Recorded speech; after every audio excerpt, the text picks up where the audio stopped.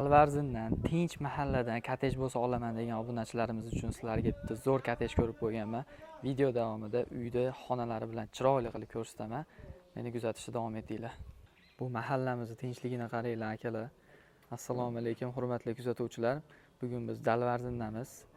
Sizlar uchun 6 sotixli bitta kotej ko'rib qo'yganman.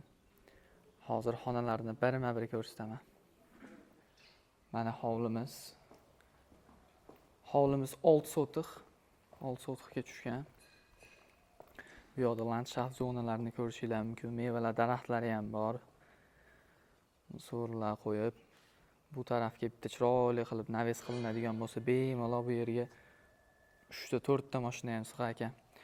Kommunaldan hech qanaqa muammo yo'q ekan. Gaz, suv, svet hamma yo'q bor ekan. Hozir endi xonalarni ko'ramiz birga.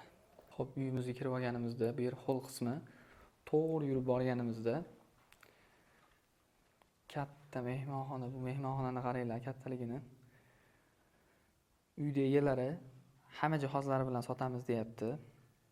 Xo'p, bu yerda shinamgina oshxonamizni ko'rishingiz mumkin. Mana. Bu yoqda общий sanuzil bilan yotoqxonalar bor. Hozir ularni ham ko'rsatib o'tib ketaman. Xo'p, bu tarafimiz sanuzil. Bu tarafimiz esa yotoqxona. Bu yoqda qo'shimcha yana alohida xonasi bor. Hovlimizda ikkinchi qavat uchun lestnitsa ham tashlab ketilgan. Xo'p, mana uyimizni ham ko'rib oldik. Uyimizga 87.500 narx baholashdi.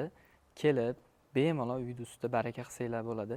Pastda raqamlar qoldiraman, aloqaga chiqishinglar mumkin. Shunaqa uylarni yo'qotib qo'ymaslik uchun bizga obuna bo'lishni unutmanglar.